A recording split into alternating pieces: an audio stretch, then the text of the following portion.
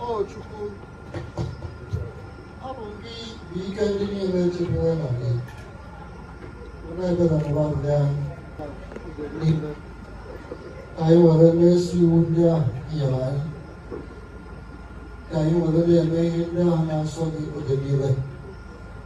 Still on the guy, there's so mine. I have a dust and I'm doing just so close to money. Maybe I didn't go on, she didn't come to the monster. If you could stand on to the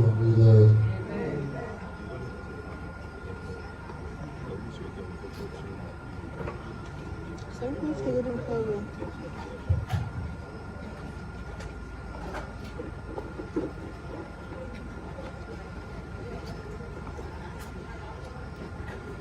Ihe ọgụgụ nke a si n'akwụkwọ Eklesiastik isi nke ọgụ anọ na asatọ bido n'amaokwu nke mbụ wee ruo na nke 14. Oge ahụ ka onye amụma Elaịja ji bilite ka ọkụ na-enwu enwu. Okwu ya na-achawapụta ka ire ọkụ. O wetara ha ụgani n'obi ọkụ ya. O belatara ọnụọgụgụ ha site n'okwu nke Chineke.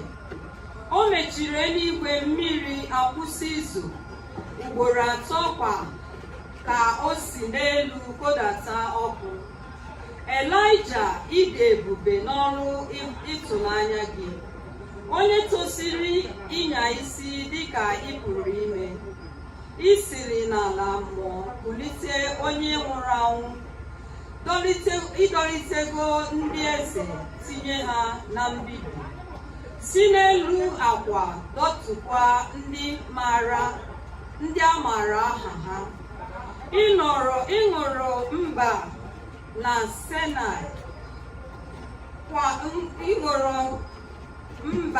Sinai nkwa ikpe nke ịbọ ọbọ na Herod. Gị onye tere ndị eze ude ka ha bụrụ ndị na-abọ ọbọ, tekwa ndị amụma ude ka ha nọchie anya gị. Gị bụkwa onye oke ikuku nke ọkụ bugara n'elu.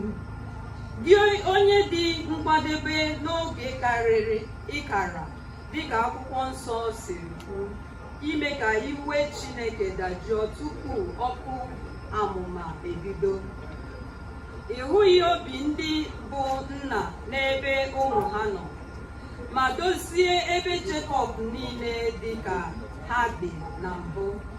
Ngọzi na-adịrị ndị ahụ ga-ahụ gị, ya na ndị nke ahụ ji ịhụnanya daa n'ụra nke ọnwụ, maka na anyị onwe anyị ga-enyekwa ha ndụ. Mgbe oke ikuku kpuchiri Elaịja, Elisha wee jupụta na mmụọ nke Elaịja. N'ụbọchị niile nke ndụ ya, o nweghị onye ọchịchịrị mara jijiji n'ihu ya, nke ọ na-enwe onye fọnyere n'akpa ya. O nweghị ọrụ tara ya akpụ, ọbụnadị n'ọnwụ. Ozu ya mara mma ka o siri rụọ ọrụ ebube na ndụ ya, otu a ka ọrụ ya siri dị ịtụnanya n'ọnwụ ya.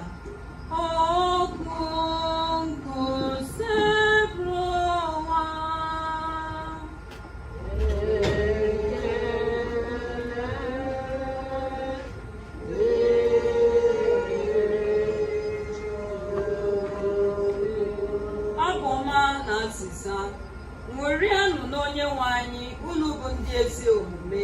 Azịza: ṅụrịanụ n'onye onye nwe anyị, unu bụ ndị ezi omume.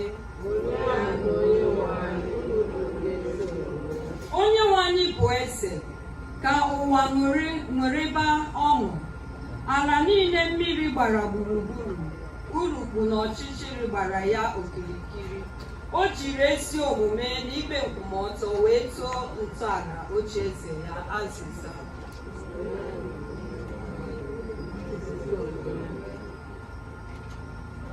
Ọkụ na-aga n'ihu ya, na-erebịasị ndị iro ya n'akụkụ ya niile. Amụma ya na-enye ụwa niile ìhè. Ụwa hụrụ nke a ma jijiji. Aṅụ azịza. Ugwu niile gbazere dịka mmanụ aṅụ n'ihu onye nwe anyị. Ka ụwa niile, eluigwe na-ekwupụta ezi omume ya. Mba niile na-ahụkwa otuto ya azịza. Ihere mee unu ndị na-esekpuru onyinyo, ndị na-eji arụsị ha anya isi. Chi niile esekpuoro onye nwe anyị azịza. Haleluya, haleluya,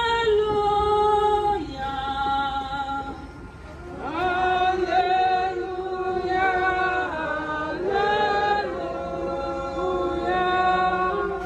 Mmụọ nke unu natara abụghị mmụọ nke ibu obi, nke ga-eme ka unu laghachi n'ịtụ egwu. Mmụọ nke unu natara bụ mmụọ nke ụmụ Chineke, nke na-eme ka unu tikuo Chineke si Aba Ezinna. Haleluya, haleluya, haleluya, haleluya, haleluya.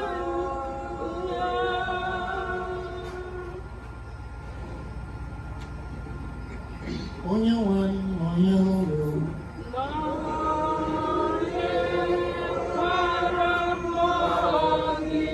Ihe ọgụgụ gị ya si n'ụzọ mmadụ nsọ nke maziri ọsọ dịrị.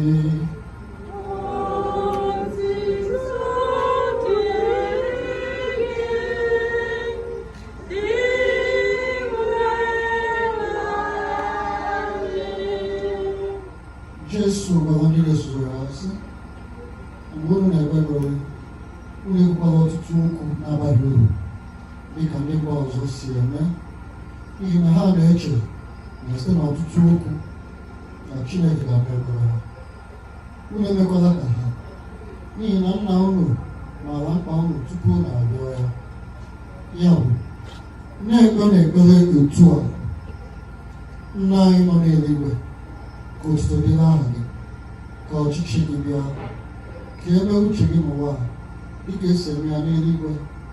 Nye anyị tata nri nke ụbọchị anyị.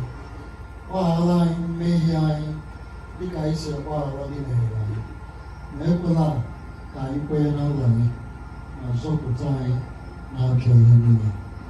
N'ihi na ọ bụrụ na unu agbaghara ndị mmadụ mmehie ha, Nna unu nke bi n'eluigwe ga-agbaghara unu. Mana ọ bụrụ na unu agbaghara ibe unu mmehie ha mere unu, Nna unu agaghị agbaghakwara unu.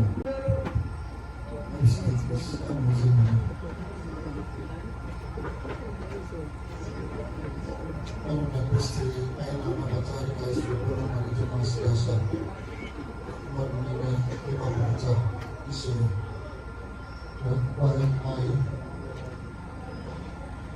onye a ga-emi usoro ndị otu Kristi echi niile. Anyị na-ezere obodo a na Mass of Today nke ụbọchị Thursday iri na otu, the 11th week of Ordinary Time. Anyị nọ maka Elijah n'ihe ọgụ nke mbụ n'ihe niile ọ hụrụ. The story of Elijah bụ ihe anyị ma nke ọma ka o si ejiri ike na ebube nke ezigbo ọrụ. Mana ife his power. Ike nke Chukwu a merekwara ya mana ọkpụkpụ ya gịnị ka nke a na-echetara anyị na ndị kwere na Chineke adịghị anwụ anwụ. Ndị kwere na Chineke amaghị nweta ahụ. A sị na death abụrụ annihilation, ọnwụ abụrụ mbibi maọbụ njedebe nke mmadụ, kama ọ bụ transformation, isi na state of mmadụ nke anyị na-afụ anya na ọ wee baezie na steeti nke dị omume anyị na-amafụzi anya ebe ebe a ka ọsọ osi na ya adịghị afụzi onye nke anyị ọzọ. Mana onye ahụ dị ndụ, ndị nke anyị ndị niile nwụrụ anwụ dị ndụ na Chineke. Akwụkwọ nsọ si na ngọzi dịrị ndị nwụrụ n'ime Chineke maka na ha ga-anọgide n'ime Chineke ebe ebe. Agaghị ebukwa anyị na-agwa na nkụzi nke na-akụzi anyị bụ ka anyị nọgide n'ime Chineke ebe ebe ahụ ka a hapụ ịbụ anyị bisie n'ụwa anyị anọzi n'ime Chineke. Anyị ekpere na nwanne anyị nwaanyị onye gwụrụ anyị wee nke ọrụ gaa nọkwa n'ime Chineke ahụ ebe ebe anyị ga-eji ere maka ndụ ebe ebe isi ndị nke anyị nwụrụ anwụ. N'ebe anyị nwahụ ndị otu Kristi ndị ka ndị nọ na njem nke ndụ nọ, nkụzi a nke Jesu Kristi mgbe niile ma anyị maka na tụjuru aka na nwanne ya nwaanyị anyị na-ekwu maka aka wee mara Florence Chima mbọ nke ya ọ werego nke ka mma nọ ihe ndị anyị niile anyị na-emezi bụ maka onwe anyị. Akwamozu na ihe ndị na-ese ya bụ ndị dị ndụ, mana ọ nwere ihe ka mkpa n'ime onye nwụrụ anwụ ya bụ ihe anyị na-eme ugbu a ịchụ aja misa n'isi ya ịchụ obere n'isi onye. So ma ya nwere ndị ka dị ndụ, okwu a bụ maka anyị. Okwu a na-ekwu ebe mmadụ ebe a na-ekwu maka onye nwụrụ anwụ maka mmadụ ndị dị ndụ. Ebe anyị na-ekwu maka mmụọ bụ ebe mmadụ mmụọ ọzọ.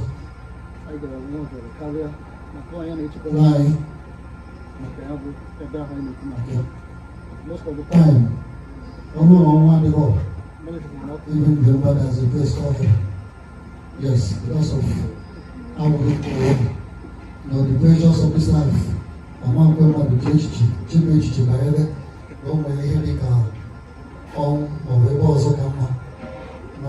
the beauty of life. Mmadụ nwa etu a onye na-anya aka anyị chetekwa na anyị nwa na nwaanyị anyị onwe ebe anyị na-eje na ebe ahụ nwanne anyị nwaanyị ji anyị nwa ka ya ejekwa ebe ahụ echi nọ. So Jesu Kristi na nkụzi ya banyere ebere, o nwere nkụzi e nyere eju anyị mana ihe a na-akpọ ebere ọ bụrụ ndị otu bidoro ekpere dịba adị n'ụwa even before Christ came.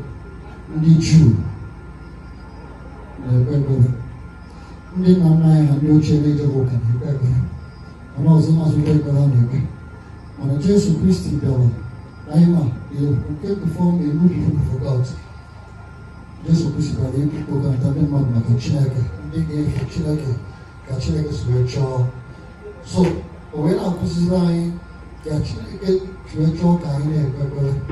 N'ime nkụzi a o nwere oge ozi ihe ịkpọ Jesu wepụtara na ntere elu metụtara anyị niile.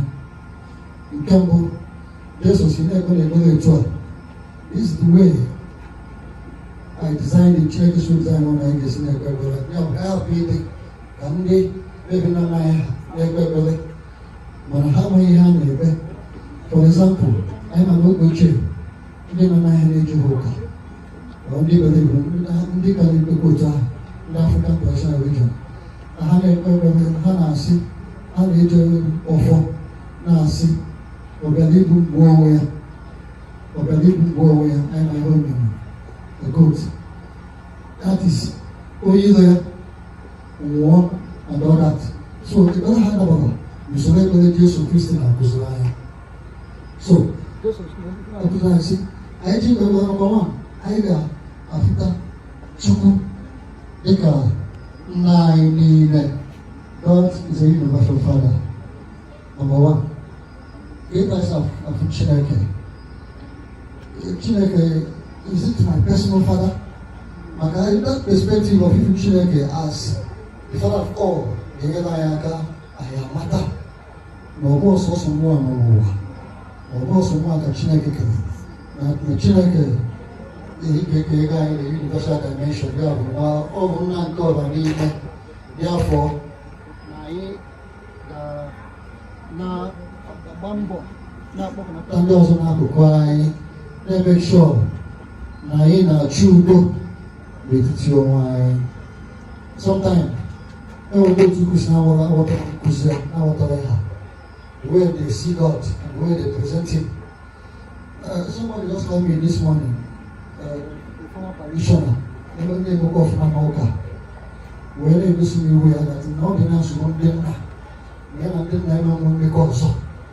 Ya ngwa ha bịa na akwamozu. Ọ bụ ndị na ndị otu Kristo na-ekwu maka CMO n'ụka. Ịdị ime ụka jụrụ udo kwa. Ọ bụ omume onye isi ndị nna so eme tụsụ egwu okwu. Na ọ sị nwoke na ọ bụrụ na ịbịara ndị afa gị na akwụkwọ na ibu ọzị, that is na ụka ama nne gị. It's a lie. Ọ bụrụ na ịdịra afa gị na akwụkwọ na ụka ama nne gị.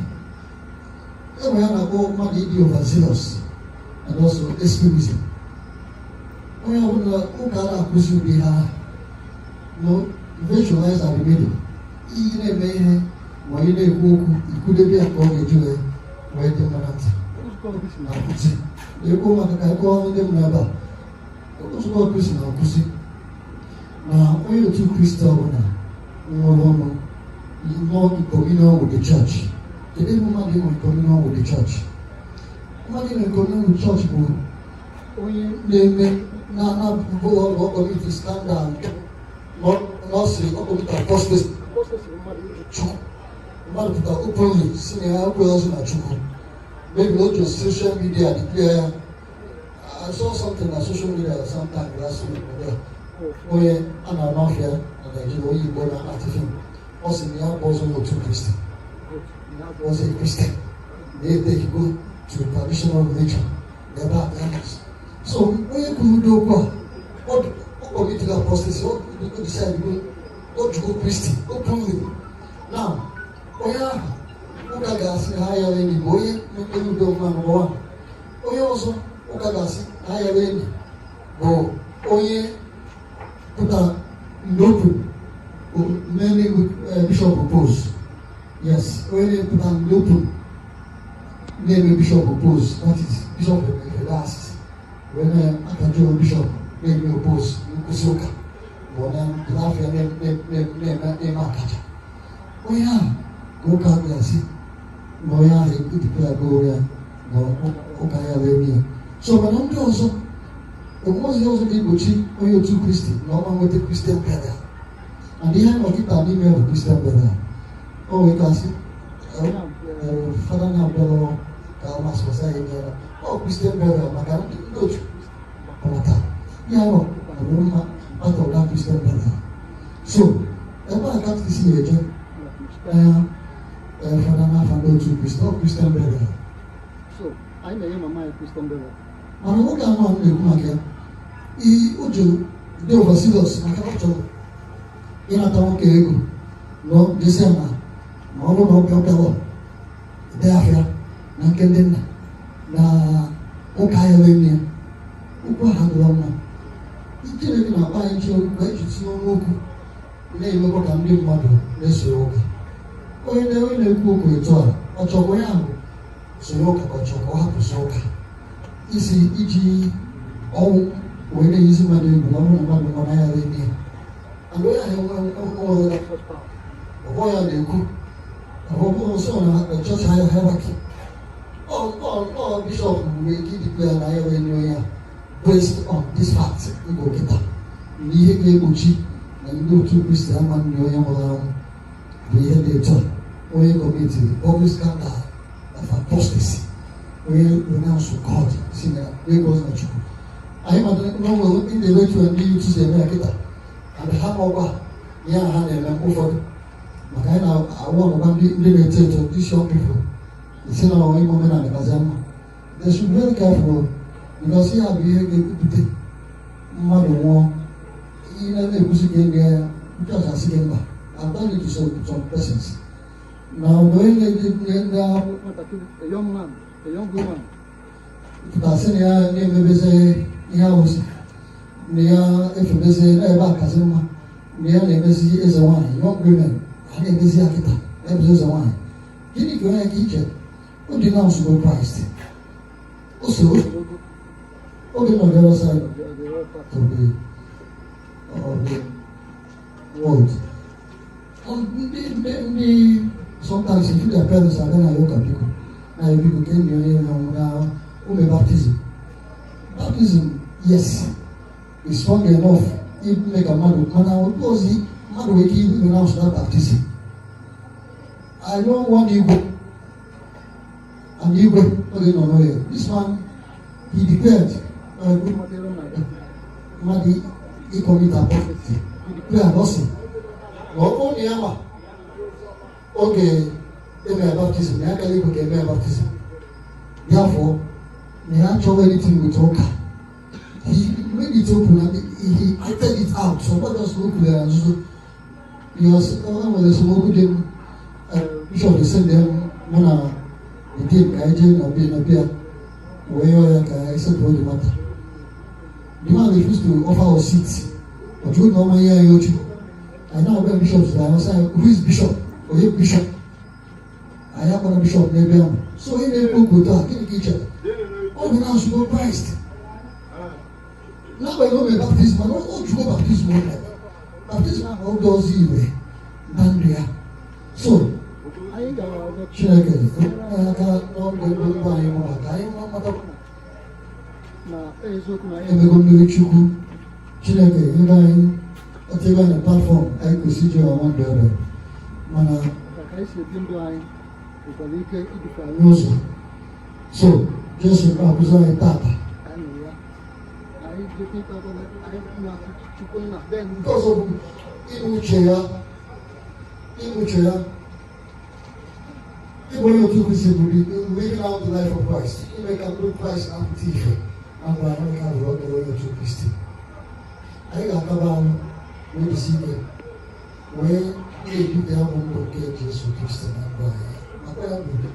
Ihe ga-enyere anyị aka ịba ndụ ebe ka anyị na-atụ anya na mama anyị ebube anyị zoro ejebebe na anyị nọkwazi na ya bụ ọnwụ ga-adọpụta anyị at a point na ndụ anyị mụọ so anyị ga-ejisi ike na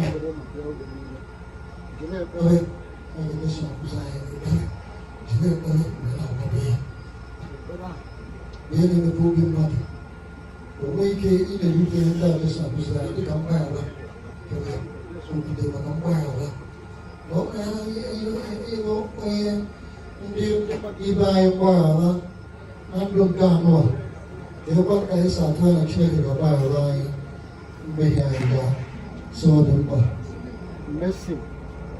mercy bụ ihe a na-atụ anya n'aka aka onye ọbụla bụ mmadụ na onye otu Kristi na ga-emere anyị ụzọ.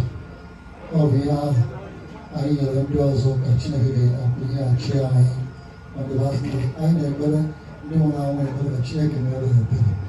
Ebere ahụ anyị na-ekwu maka ya bụ those things we do give. Anyị na-enyekwa ebere. We will show mercy to the church. Ya bụ mercy kpatara ihe niile ị na-eme dị positive aka ị na-enye as mercy. Ebere ka a na-akpọ ya intervention ihe ọbụla bụ ihe dị mma ị na-eme ncha ya gụnyere na ebere osie Chineke nye anyị ebere imere anyị ebere inyere anyị aka so anyị sitere anyị na ebere abụrụ ihe anyị ga-enweta n'ikpeazụ obe bụ ihe anyị ga-enweta n'ikpeazụ na Chineke na-anya anyị ebere si okay when you were in the world you were spreading mercy ị na-aga na-egosi ebere na-egosi ndị atọ ebiga ebere na-egosi ụmụnne gị na-egosi ndị ahụ na-emegide gị ebere your enemies you also show the mercy therefore you deserve mercy. Our also say there will be judgment without mercy for those who live without mercy. So na a ga-ekpe ndị na-egosighị ebere na ndụ ụwa ikpe without ebere mana anyị na-ekpe ebere si Chineke ịhụkwana ka a ga-ekpe ikpe without ebere Chineke gosikwa anyị ebere oge nabata nwanne anyị nwaanyị anyị ji n'oge a anyị ezumike ebere ka mkpụrụ ọrịa Chineke ka mkpụrụ obi na mbara abịa.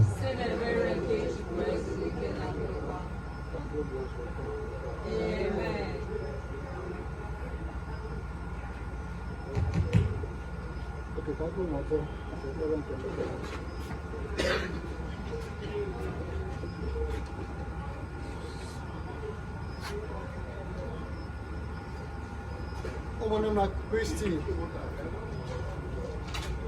Chineke fụrụ anyị n'anya nke ukwuu wee soro anyị ụmụ ya okwu ndụla ahụ ka anyị si n'okwu ya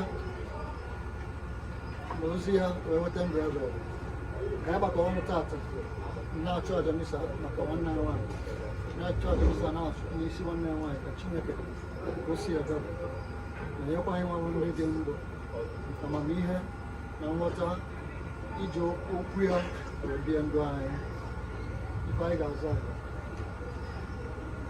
meela anyị ebere o Chineke na obiọma gị o mere anyị ebere o Chineke na obiọma gị ka anyị kpebere ekpere Chukwu onye ọ bụ ya nyere anyị ndụ anyị nwanne nwaanyị ndụ oge bịa n'ụwa ka ya bụrụ Chineke nabatazie ya na ndụ nke na-ama ngwụcha na eze n'igwe obiọma gị o mere anyị ebere o Chineke obiọma gị anyị gabere ọdịnala ndị otu Kristi gbakọrọba taa na-echeta nwanne nwaanyị ndụ ya ihe ọma mere ụwa ka Chineke nyekwa anyị na ihe anyị grasia na ike nke mma anyị ga-eji wee bikwa ezi ndụ na ụwa anyị nwee ike ịbanye na ndụ ebere bụ ikpeazụ n'obiọma gị o mere anyị ebere o Chineke were Chineke ebere n'isi ndị na-ata ahụ n'oge ugbu a n'ime Naịjirịa Afrịka akụkụ dị iche iche dịrị na mkpa n'ụzọ dị iche iche ka Chineke kpata ahụ si ma enyere ha aka zọpụta ha zọpụtara anyị n'obiọma gị mere anyị ebere o Chineke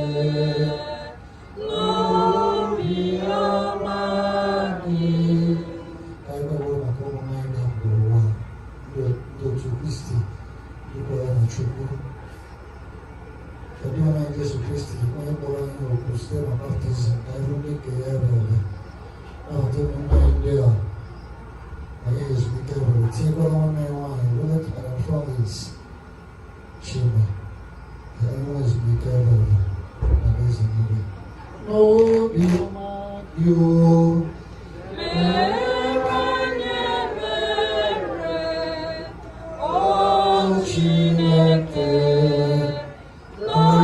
n'obiọma gị ka anyị jidezie ekpere ma rịọ ngozi wee rịọ Chineke ma nke bara ya ekele gị Ijutere na Gracia osero anọnyere gị ịdị ngọzi n'etiti ugboro niile ọ dị ọzọ ngọzi afọ Jesu Maria dị asọ na-eke Chukwu yọbara iwu dị anyị nkịta n'ụwa ozugbo ebere kasị afọ ọma ka anyị na-akpọ na-ahụga arịrịọ were ekpere anyị ma si na gozi anyị ka anyị soro mụtara ozugbo ezinụlọ ọdọ na Florence Chidi na ịgwa nwa ya kpere site na Kristi na nwa ya